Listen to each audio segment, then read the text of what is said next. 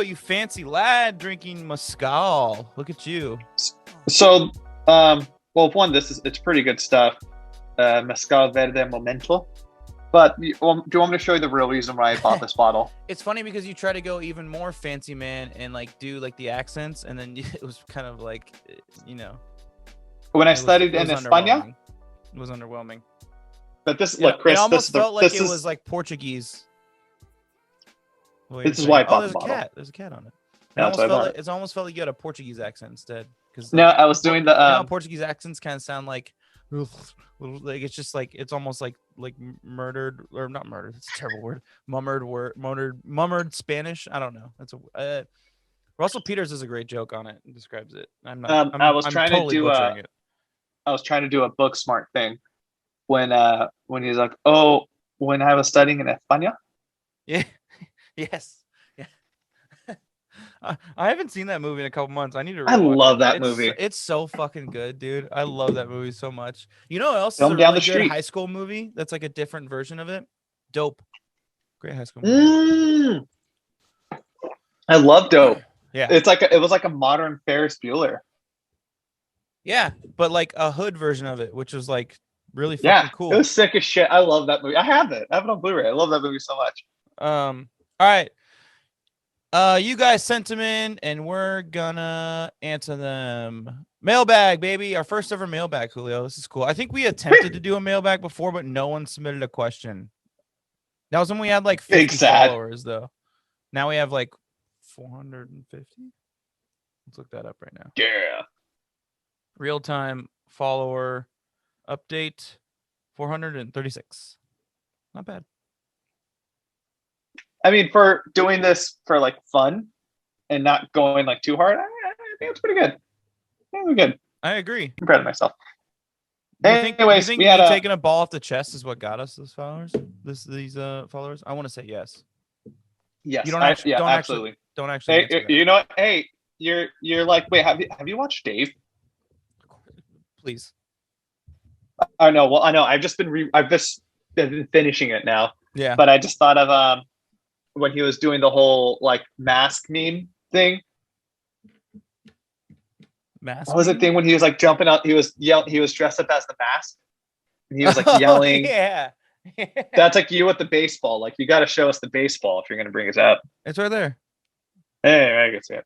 It's right next to my last dive bar sticker. Shout out to the Kingpin.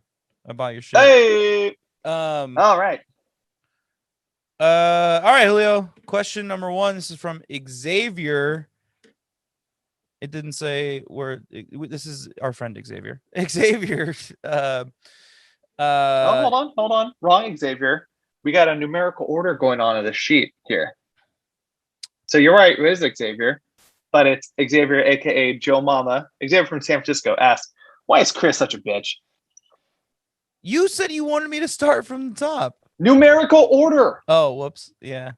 This is Joe Mama saying why. You know what? I'll answer this, Tyler. Or I don't know why I said Tyler because I'm thinking of Soderstrom. I'll answer this one, Julio. Me too. You know why I'm such a bitch? Because I'm busy banging Joe Mama all the time, Xavier. Oh! I like to, because I've known you and your family pretty much my whole life.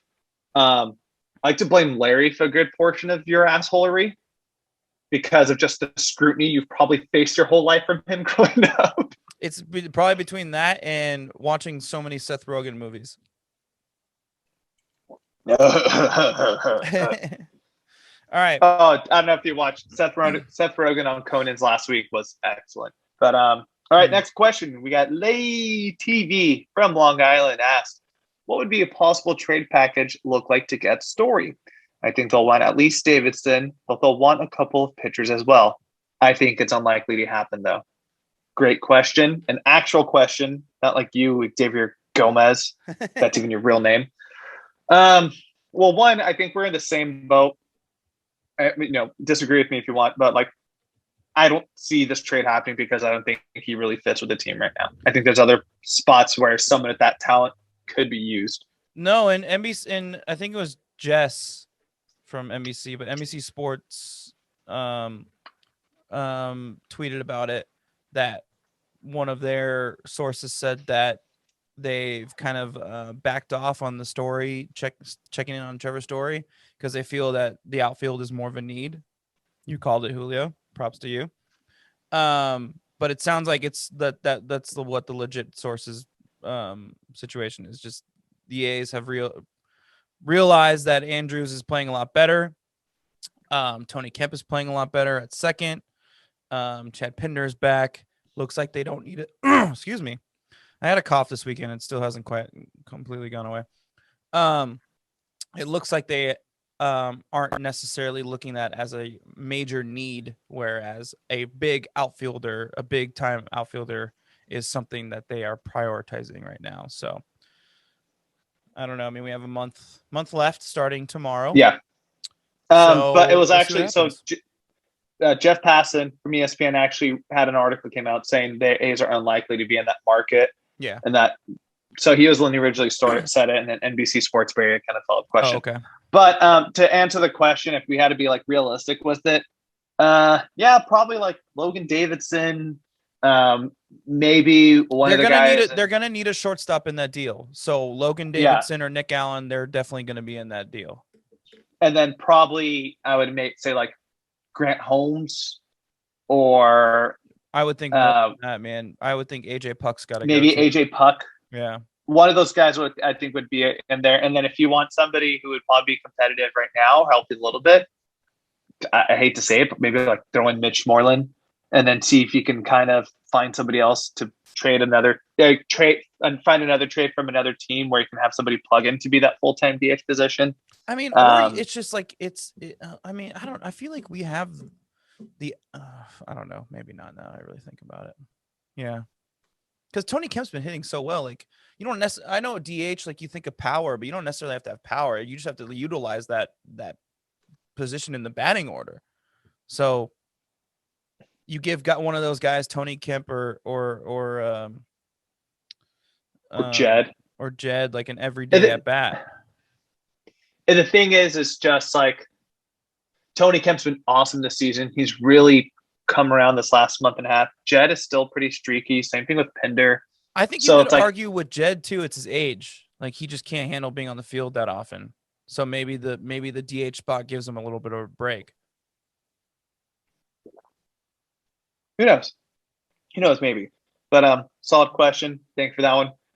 Next question. But can I say one thing? Okay. I do think that the package wouldn't be as big as what we originally kind of like suspected a couple weeks ago when we touched on it when the first news came out. I really don't think so. It really sounds like the Rockies are just trying to find a trade partner. Next question. I think we're gonna answer this pretty easily from the Super Halo Bros. What's up, guys? Thanks. They got a few questions in here, but the first one I think it's gonna be pretty easy to answer. Who was the A's MVP? On the count of three. 1, 2, 3. Matt Olson. Whoa. Cool. Oh, never mind. You just kept going, and I just said Matt Olson. Yeah.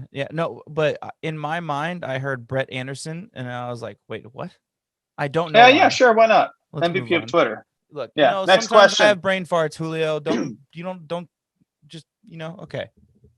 All right. Next question. Our boy, Eric Taylor. Shout out to Eric, one of our big listeners. Sending in a question from NorCal. As a fan living outside of the East Bay. Very broad. Yeah.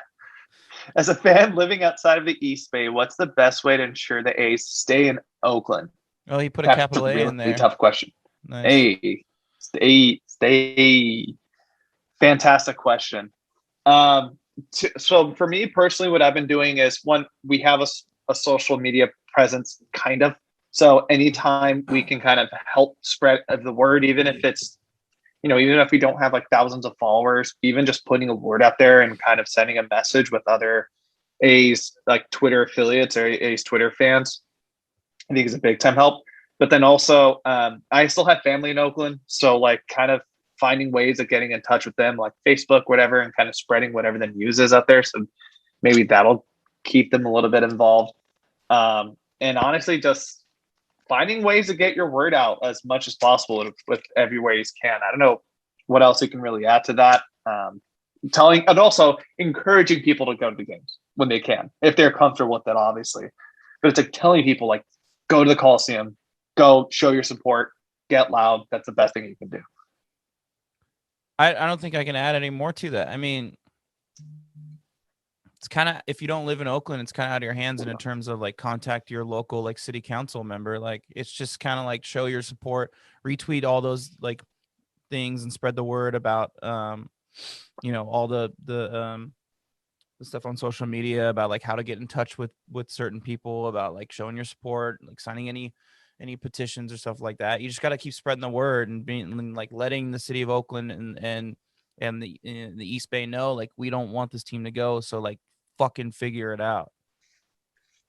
Yeah. Apply pressure nonstop. Thank you. Awesome question. Loved it.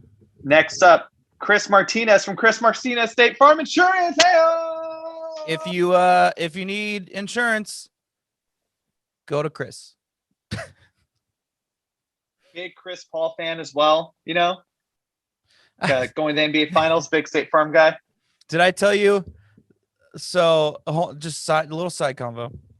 So I saw Chris at Jose and Sierra's wedding. Shout out Jose and Sierra. Big Ace Congrats fans. to the two of them. They season ticket holders. I saw Chris at the Jose and Sierra's wedding, and he like asked about like the joke that we have, like, because I texted him about it. He's like, he yeah, knows. So, okay, good. He's like, yeah. So what is it? Like you said that like that I owe you money for advertising. What is it? And I was like, basically we have for like the past like month, like randomly we'll throw in like, well, one of our segments will end it and be like, this segment was brought to you by Chris Martinez, State Farm agent of Walnut Creek. If you need insurance, go ask Chris.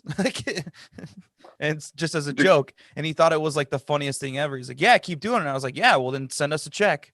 But the guy is as shameless as it comes when it comes to advertising. He's going to take this free advertising as long as he wants. When he gave his best man speech, he said that. He said like, yeah, I work for State Farm. Like a good neighbor, State Farm is there. Let me know if you have want insurance. Like, dude, Chris, really? The shameless plug in the best man speech? You are ridiculous. I now that he's like on board with it, we should have him at least send us some shit that we can be like, hey, look at that. Anyways, his question was, why do we keep losing the Rangers? What's your thoughts, man? Because we keep getting major fucking injuries every time we play them. That's why we keep losing the Rangers. Because the first time we played them, Ramon Laureano's gone. Ramon comes back, and then as soon as we play him again, Marcana's out. So 2 of our 3 best players this season aren't fucking playing when we play them. That's why we're losing. And there's no run support. If you go back and you look at the scores of those games, pretty good outings from at least our starting pitchers. I don't know about our bullpen, but we just can't put runs on the board. James Caprillion pitched a 3-1 game the other day. That's not enough runs. Well, one, I think it goes back to the old mantra of just like, it's a rivalry game. Even if it's like, it's the Rangers, I don't think we haven't had any actual rivalry with them for 9 years. 2000, but like, maybe, yeah.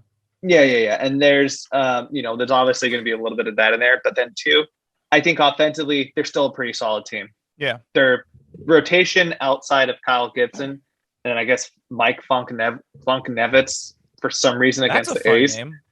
Yeah, it sucks. But they're still a pretty good offensive team, and when you have that going up against a team that, frankly, right now has a pretty bad bullpen, shit like this happens, and that's why the season series, is now tied 3-3 going in tomorrow. But again, the great teams beat these bad teams, and there's still no excuse. If they can go out and win tomorrow's game, we'll find out because it's a day game. The pod will be out by that point. Then water under the bridge, hopefully. But like, these are the games you need to be winning, especially after the Astros got swept by Baltimore. Like, come on, man. Oh yeah, should have taken advantage of that, and we didn't. Next question. Niles Butts, which we'll see if that's your real name, from Alabama, and let's see if that's where you're actually from. What are the odds that Mats get traded in the next few seasons? I hate this question. I'll say this straight up. Matt Chapman, hi. I disagree. I think it's low because his trade value is as the lowest it's ever been right now. And if you're going to trade him, let's say he finishes off the season like 240, 24 home runs, 60 RBIs. Like, it's a bad season. Like, what the fuck are you gonna get for him? Yeah, you're not wrong. Especially You're when not wrong. he's in arbitration. So going into that hearing, that offseason, you're just gonna be like, well, he sucked. And then they're gonna be like, you're right. Don't have to pay him So that much.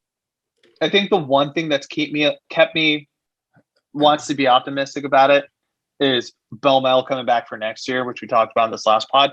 Yeah. And it gives me a little more faith. But I feel like if there's anyone's going to get locked down, and there's somebody who asks this question later, it's going to be Ollie. And I think I would hope they would move mountains to try to keep that guy, because it's like, look at what he's done so far. Look what he's done in his career, even when he hasn't been offensive productive. His offense hasn't been there. But let's say, But Matt Chapman, within the next couple of years, I wouldn't be shocked if Matt Chapman's gone. let's say this is one of the season that you keep saying is that they're going all in this season, and then this offseason they're pulling in 2014. What's the guy you're going to get the most value from? It's going to be Matt Olson. And what's the guy you're not going to get much value from? Well, maybe let's hold on to Matt Chapman, see if his value goes back up this season, and then we can trade him the next offseason. But also, you have to say, like, yeah, he was horrible to start the season, but the guy, he went over tonight, but he was on a 16-game hit streak. His power is looking like it's starting to come back, and you know what he's going to do defensively every time he's out there. So I think at the end of the day, like, I don't see him finishing as bad as, like, I don't think you believed it either, but like, I don't see him finishing as bad as like a 240, 24 home runs. 24 home runs maybe, but like, I don't see him hitting 240, because I think right now he's like in the 30s, and I can see him like still keeping that pace. I definitely don't. Season. I don't see it happening, but there's definitely a possibility where it does, because that's fine. He's been playing better lately, but it doesn't feel like, I don't know. I mean, this does have to be part of it too, like your reputation. When you don't come up big in like certain moments, like it just feels like he still doesn't. He hits home runs. I don't know. I mean, maybe he actually put some runs on the board at the beginning of the game yesterday, which was kind of interesting. I don't know. I don't know. I mean, it's highly likely though. Let's be honest. It's highly likely. If this team is in fact going to hit the reset button like 2014, it's highly likely. Most likely everybody on this roster will be gone except for Sean Murphy probably, and the rest of the young guys that are locked up till like 2026. Yeah. But now I'm feeling a little more optimistic though after the Beaumont extension. I'll just say that. We have another question from the Super Halo Bros. Very Angel centric question. Speaking as an Angels fan, who from the Angels other than Trout and Ohtani do you feel would be nice to have on your team? I'm gonna go ahead and take this a little bit more. I feel like I watch more Angels baseball than you do, maybe, because like I have Bally Sports, so like I can watch it. I think Justin Upton's been great.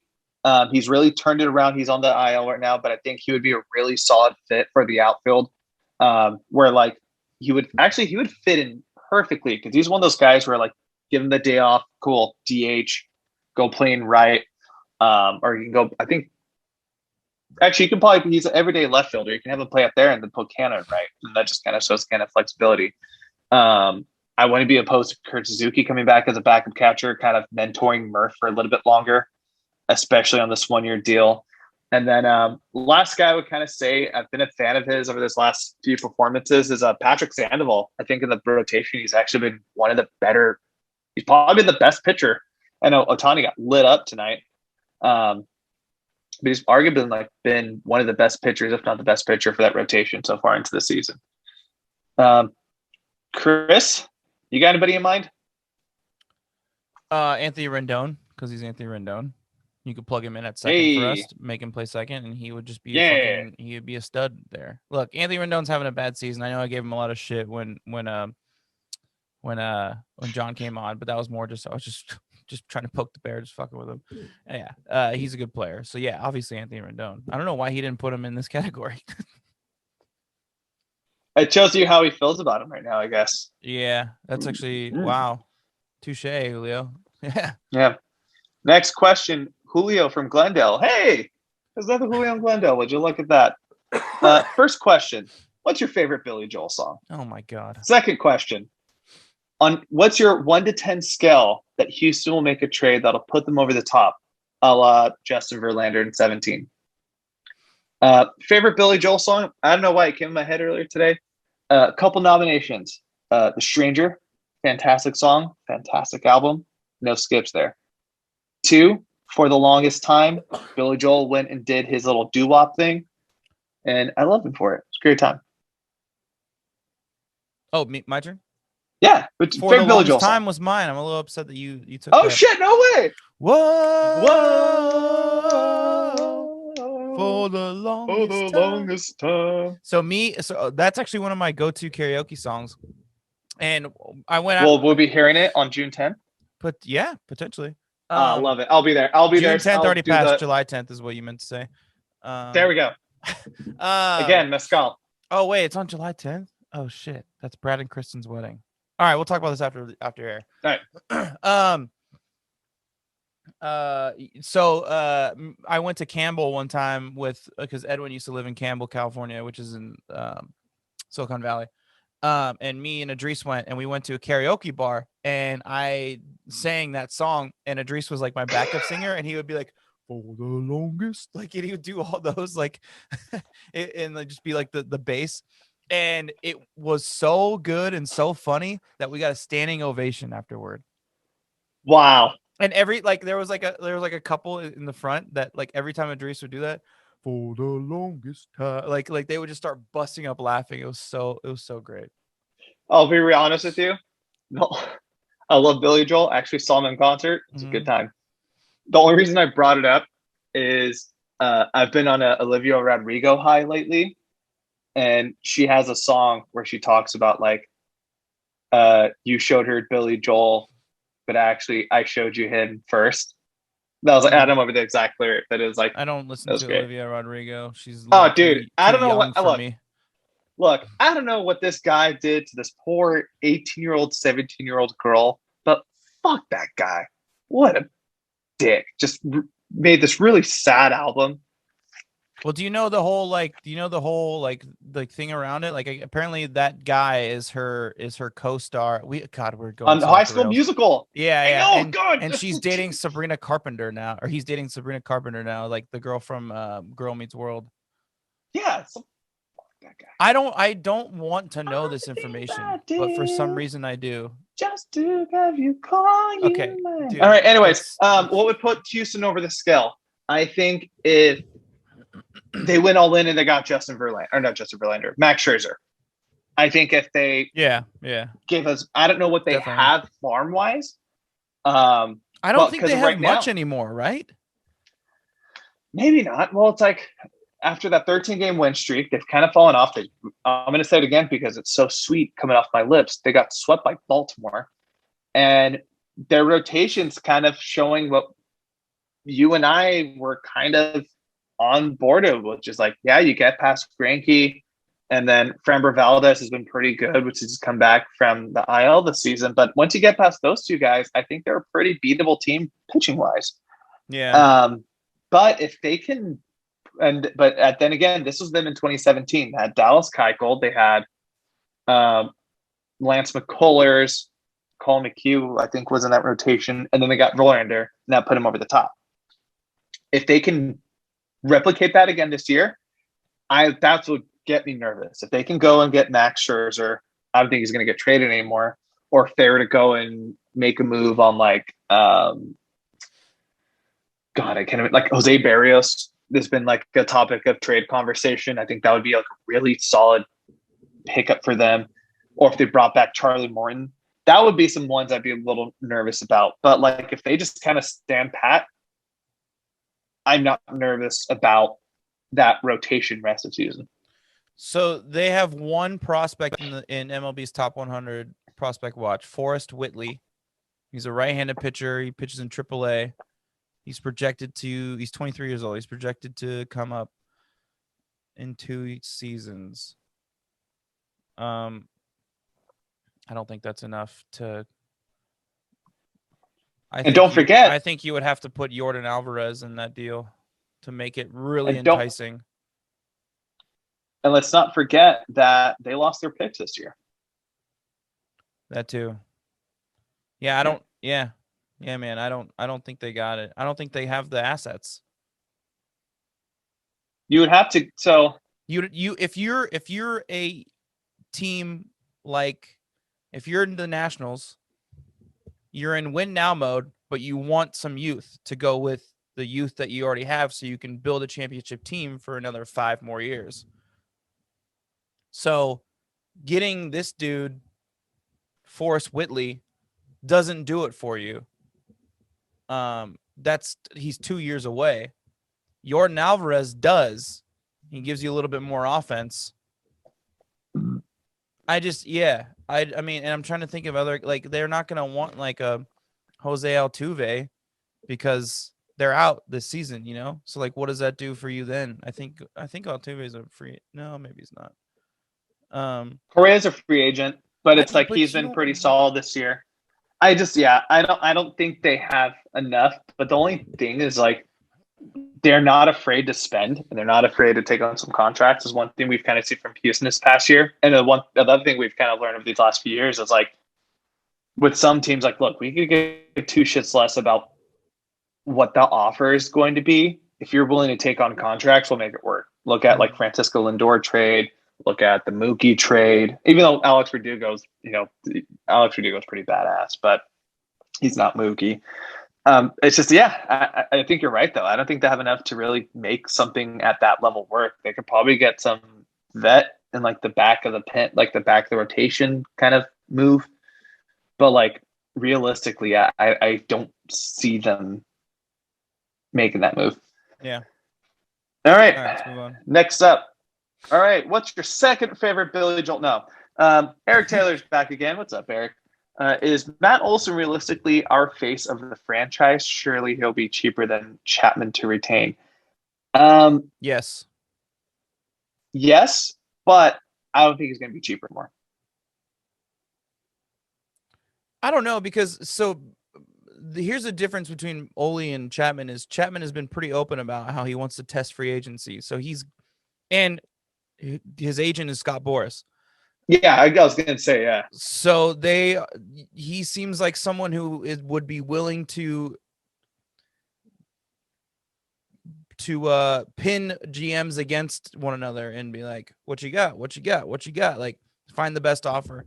Matt Olson has actually made it pretty open, especially this season, that he wants to spend the rest of his career here in Oakland. So I think that it might be a little bit easier to negotiate. Now, when their contracts are up, which is, I think, not for 3 more. I mean, we got some, I have to look at it. But they got some time. His attitude could definitely change in a matter of years, but based on just their personality differences. So Chapman's 2024, based on their personality differences, I would say no. I honestly, I mean, yeah, and I know it's been one bad season, 2024 from Matt Olson as well. I would say no. What say you, Julio? I think Olson's going to be more expensive in the long run. If you can pay him now and kind of get him on a little bit of a cheaper deal before he gets too high, before he finishes like a top, like an MVP finalist, great. It's not going to happen though. The big reason though is like Matt Olson more or less got, obviously he worked his ass off to become a better defender at short. But Matt Olson more or less got Marcus a Gold Glove nomination because of him being as elite of a first baseman defensively as you can. And it's hard to find those guys, man. It's hard to find somebody who like you can throw the ball anywhere and they're going to find a way to get there. And it shows like the A's have still been a consistent like defensive team for the last 3-4 years, as long as he's been there. And same thing with Chapman. I do agree though. I think he's the face of the franchise. I really hope he's going to be the home run derby, even though he's been on a slump lately. Fingers crossed, man. Next You brought up Marcus Semien, and I just decided to look up his stats, and it just don't do it, Chris. Don't do it. I know he's probably going to start the All-Star game, and it sucks. I know. Don't do that to yourself. Next up, Robbie Schatz from the 4 Train Savages calling in from Connecticut. How does it feel to not be as bad as the Yankees? Feels pretty good. Fantastic. Feels pretty great. good, Rob. Feels Holy pretty good. crap. Wow. This happened right before we recorded, but the Yankees were playing the Angels tonight. They went into a rain delay. It was 7-4 Yankees. Things were looking pretty Gucci. Came back from rain delay, and Aroldis Chapman gave up a grand slam for the Angels to take the lead, and the Angels won the game 11-8. If you're not aware of just the absolute shitstorm that is the New York Yankees right now, they're currently 4th in a very stacked AL East. They're 4-6 in their last 10 games, only 2 games over 500. They just look. They actually, whoever runs, I think it's usually Rob's the one that tweets from the Ford Trains account. But I saw a tweet that made perfect sense. They look like a softball team right now. They just look like they hit the shit out of the ball. They're not athletic at all. They just don't have somebody who, like, they could use like a Ramon Laureano type player. Yeah. Who's balls to the wall all the time. They don't have that guy right now. Yeah. And then the rotation past Garrett Cole is very cookie cutter.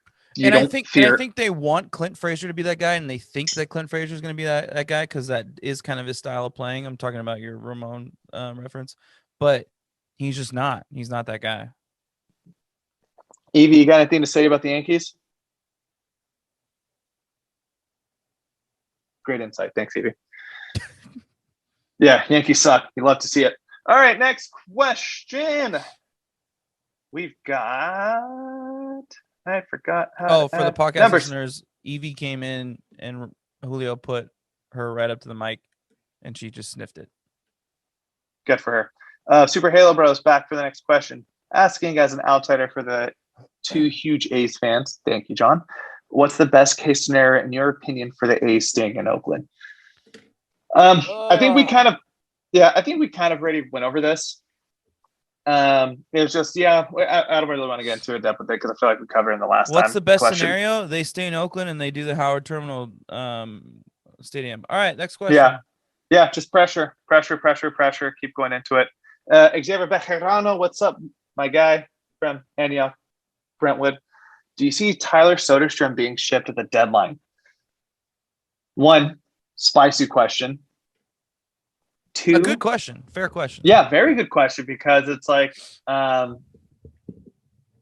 if you can get kind of a front end rotation guy, or if you can get a like complete star outfielder, maybe, but I don't see it happening right now. No. If any, I think we were talking about this when I was texting him about it. Was like, I wouldn't be shocked if in the next couple of years Soderstrom is still at this pace and Murph still hasn't started clicking it, that Murph is the guy to go. But also I wouldn't be shocked if they move Soderstrom to a new position. Yeah, no, I don't see him going. I think that he's going to be the next star of the next regime of this team. It's going to be him, and it's going to be him at first or at third, whichever Matt goes. Which, let's be realistic, probably one of them at least. He could also play outfield. And Murph. Those are going to be the faces of the next regime. So, no, I don't see it. But if they did, his hype has never been higher. I think Melissa Lockhart's a big reason for that. She's really hyped him up because he's that good. But the press is out there on him, and I think that MLB teams are definitely taking a close look. And him making the all prospect all-star team his first season as in the minors is a pretty big deal. So I think that if they wanted to, they could definitely get something out of him. He would be a major piece in a big trade, but it has to be a big trade. If it's not, then it's just a waste. Absolutely.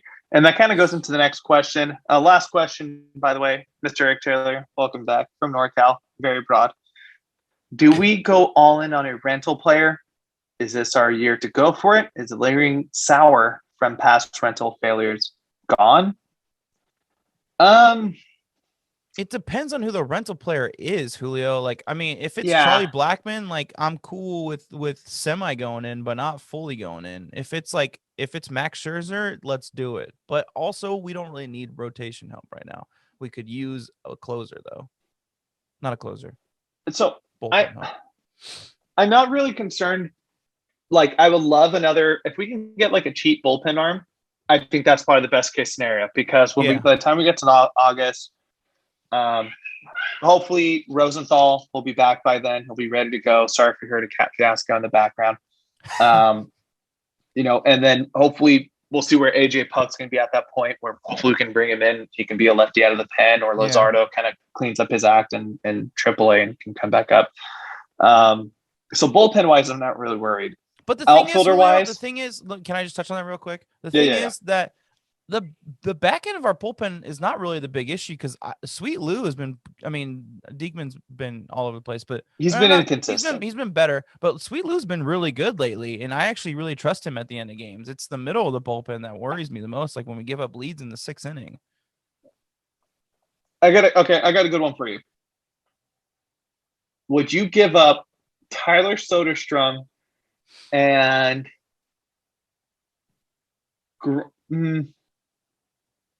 I'll say Grant Holmes for Joey Gallo and Ian Kennedy? Yes. Okay. Because Joey Gallo, that's a longer term contract. Well, that's not a rental. I don't think he is. And after seeing the series that he put up, and just he's been kind of like a trade name that's been around, he would be like, look, we know what he's going to do is bad. He's going to hit bombs. He's not going to hit for average. His walk rate is back up, or is up. But like him in a defensive outfield with Canna and Laureano, like, dude, you can't run. He's a gunslinger. Yeah, man. Like on top of all the arms we already have. Yeah, we already have the reputation that you don't run on us. You better not run on us after you get him. You know what, Chris? He's a free agent 2023, so we have 2 more seasons with him after this season. And it would cost you Soderstrom. If we're going all in this season, yeah. You know what? I wish I had a conductor hat, because like I'm okay with wearing a conductor hat and being all aboard the Joey Gallo to Oakland train. I don't think it's going to happen, because I don't see Texas triple dipping into trading in division. Yeah. Like that would be the 3rd trade of the A's in this last year. But also, I don't see them trading the face of their team either, especially when he's not. They've been talks of him. Like I know the Padres were linked to him. Honestly, dude, I think he would rule with the Giants. I think that'd be badass if he went to the Giants out there. They've needed outfield depth for some time. I know Yaz isn't right, but like I think he's good enough where you can kind of play him in left or other places. And just imagine Gallo I think he would hit bombs to Oakland and like just completely pass McCovey Cove and just hit home runs all the way to Oakland if he was there. Yeah, that'd be cool. But realistically, I don't see any rental guys that would be at because I know this is what he was thinking of, the Lester Cespedes trade. I don't see anybody at that level who will be available at that time. Yeah. Because realistically, I don't think Scherzer's already came out and said he's not going anywhere unless he gets an extension. The Nats have been playing better. But if like Joey Gallo's on the table and we can make that happen, I'm not opposed to it. All right. Well, everybody, thank you for submitting your questions. We really appreciate it. That was fun. Yeah. Maybe we can get to a point where we can do one a year. Fingers crossed. All right, Julio, let's preview the upcoming schedule. Boston at Fenway. I don't know why I blanked that. Oakland. Other way. Yeah, we went to Boston already. Duh. Yeah. That was when Cap had his debut. Boston coming here.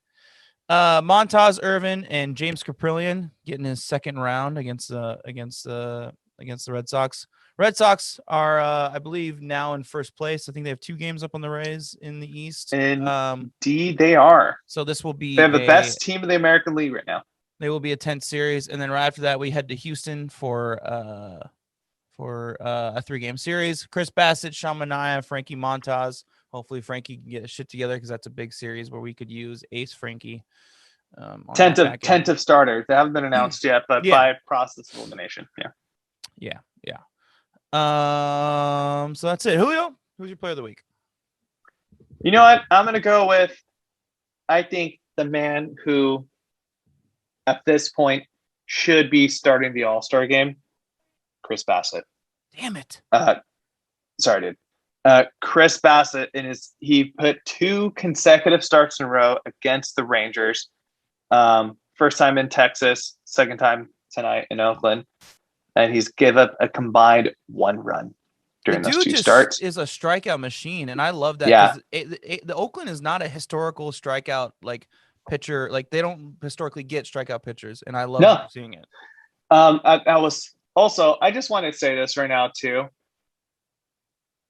A's radio broadcasts are so much more in depth with just giving you knowledge and just stats and stuff that I noticed by TV, which nothing like TV is awesome. I like the conversations and stuff they have there. Nothing can reach that.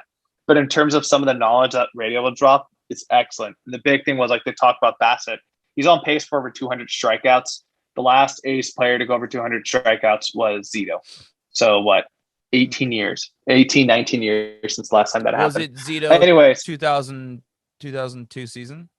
That's my assumption's that. Or was it 2006? I have it in front of me. Okay, because his 2006 season was really good as well. Yeah, he was an all-star. He got 3 guys contract. Game 1 too. That was awesome. Yeah. Anyways, yeah, he's given up 1 run throughout that time. He's only given up 8. He gave up 8 hits between 2 starts. He struck out 11. He has been. I retweeted it tonight. He's been absolutely dominant. The guy has looked like the absolute ace of this rotation. And I think we're at this point now with Glass now getting hurt, unfortunately. Garrett Cole kind of hitting a couple bumps in the road because he can't use the sticky stuff anymore. I think he's making a really good argument for being the starting pitcher for the All-Star game. That being said, the way that the rotation's playing out, if things were to stay the way they are, he will be starting the Sunday before the All-Star game.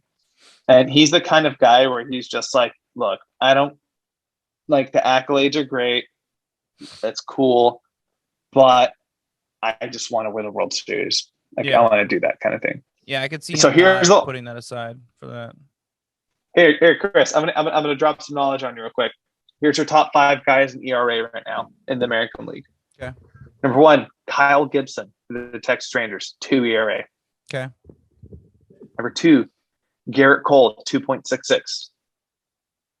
Number 3, Tyler Glasnow, also, but IL. We're not gonna see him for some time. Yeah. 2.66. Number 4, Sean Manaea, 2.91. Nice. Number 5, Chris Bassett, 3.04. Process of elimination, there's a chance that there's a solid chance somebody from Oakland might be starting that All-Star game. So fingers crossed, man. Anyways, Chris Bassett, I hope the stars align and that's his sunshine. That's his spotlight. That guy deserves it more than anybody. You took mine, so I'm gonna go with a wild card here. Frank Schwindel, baby. He you know why he gets my player of the week? You know why he gets my player of the week, Julio? Because with his first appearance as an Oakland A and his first at bat, he hits a 2-run home run. So when you do that, you get all the accolades from me. Well played, Frank. Everybody get Schwindy. Schwing. I did a Schwing GIF on Twitter in response to, I forgot which writer that posted it, but I commented on theirs and did a Schwing. Everybody get Schwindy. So do you watch Rick and Morty? That is, he had 2 at bats and he had 1 home run. It was great. So good job, buddy. Do you watch Rick and Morty? We texted about this joke. Remember, my response was, yeah, like maybe the dream like coached him up on his swing. Because remember they were talking. Remember in that episode he's talking about the general was like, here's what we'll do. This was before Rick and Morty came in. So here's what we'll do. We'll hire the dream. He's a multi Grammy winning artist. He'll write an award winning song for us. Blah blah blah. Dude, I was so spaced out. That's why when you said the dream, I'm like Hakeem? No. Like Hakeem Elijah. No. Gotta get Swifty You know what? I in just gotta say, here. Hey, gonna get Swifty. shit on the floor. Yeah. You know what? I just gotta say, Frank Schwindel, I like what you got. All right. Chris, who is it's been a couple weeks. We're not really gonna dive into our essential tools, but I will say Matt Olson did go off against the Yankees. He hit 428, he had 2 home runs, 4 RBI, 6 hits, and I think he put himself in that echelon that we need to be. Yeet. We're not going to talk about what he's done since then, but he did his job. Chris, who is your essential tool of the week? My essential tool of the week is going to be what I thought was my last essential tool of the week, but I'm not sure. Frankie Montas, because he has 2 big fucking starts in these upcoming series, and I'm tired of this shit. I'm tired of him doing 2 great starts and doing a shit start. You got to put a couple together, like I like the rest of the rotation is doing phenomenally well, and you got to pick up your slack, homeboy. I ain't gonna do this shit no more. That's the way I feel about it. James Caprillion might be like the second best starter in our rotation in like a year or 2. Like, he is so fucking good. Like, way to go. I can't believe, like, he really came a long way in his rehab. I'm just really happy about him. I'm happy that we got something out of the Sidney Gray trade. I think he's pitched so well since he's been brought up. I think he's definitely putting himself in conversation of rookie year. I think it's going to be. Oh yeah. He'll get votes. He'll get votes at least. I'm trying to pull up a list right now of potential guys, but I think it's probably. I wouldn't be shocked if like he's going to be top 3. It'll be like him and Lodis Garcia.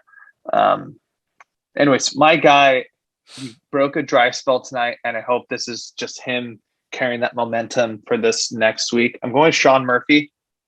It's weird. Something with him and Matt Chapman. I don't know what they do like together, but they just love to be streaky hitters where, baseball, everybody's streaky. Everybody goes through dry spells. But for some reason, them two will go back and forth where like one person will be on, the other will be off. One person will be on, the other will be off, kind of thing. And I hope is over the next week, Sean really steps it up big time. He's been kind of getting dropped in the lineup a little bit more lately. And I'm hope like that might be the confidence booster. And the thing with Bomel is like, he's not afraid to give you, if you're hitting well, he's not afraid to reward you. He's put Sean Murphy in the 4-hole multiple times this season. Tonight, I think it was tonight, Elvis was hitting in the 2-hole. And frankly, without Canna, we need to get some production going from other places besides Ramon, Ollie, and Chappie. And he seems like the kind of guy that, like, with his power and with tonight he did well. He did the small ball things. He got a sac fly to bring them around the first inning. He had a single up the middle to just kind of keep the inning going. And that's all he needs to do. I'm hoping that things kind of slow down for him. But big series, 2 huge series over these next couple weeks. Yeah. Sean Murphy, you're my guy. Let's get it going. Especially in terms of creating some distance or getting back to getting, up, going back to first place. Yeah, we need some offensive help. All right, Julio. Good pod. Good mailbag. Good life. Life is good, man. Life is good. This double or this weird Zoom situation we figured out. Worked out a little bit. Hopefully you get a computer that works next week. I don't know why I looked like the guy from 90 Day Fiance right now when I just like. There's like a bunch of guys from 90 Day Fiance. The guy, the dude that's like. No, I don't. I have no idea what you're talking about. Anyways, well. Right, I gotta get off this Zoom because I have to watch The Bachelor. I haven't watched this week's episode yet. Oh, I was about to ask you that next question, Club Katie. Let's go. Really good episode. I like her, but dude, I don't know. I mean, that last episode, not this week's episode, the episode before that, it got too dark and like it was like really weird. I didn't like that. And like out of all the people, I don't need Nick Vial to be like So how do you feel? There was No, dude, literally fuck no off. reason why he was there. He was just there because he's Nick Vile. It's just funny that like the guys on this episode or this season are like unionizing.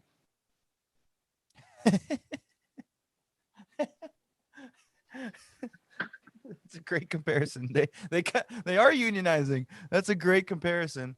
Oh man, but they're not okay. Well, actually not because they're not unionizing against management. They're like, "Fuck you, Katie." They're like, "Fuck you, weird guys who start bullshit."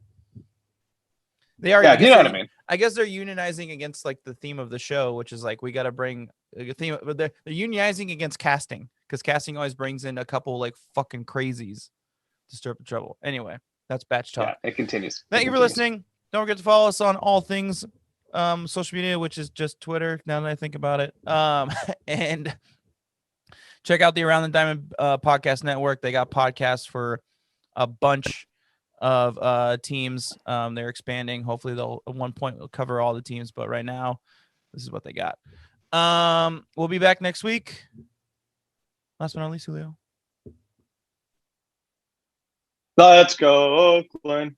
If you would have forgot, I would have murdered you through this Zoom. It was dramatic effect. You know what? Dramatic effect. Happy 4th of July, everybody. Happy 4th, people. Stay safe.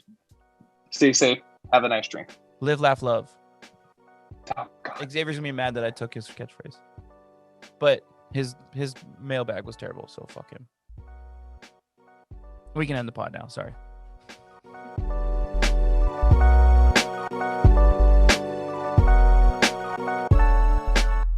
The Town Tailgate is an independently produced podcast. It is written and executive produced by this guy, Chris Madrigal, and my partner in crime, Julio Reynoso. It is sound mixed and edited by yours truly. Social media management and marketing is run by, once again, my partner, Julio Reynoso. And a special thanks and shout out to my brother, Larry Madrigal, for composing and producing our theme song, as well as graphic designing our album cover and artwork. Thank you so much for listening, everybody. Please tune in next week. Please subscribe. And last but not least, as we always say, let's go Oakland.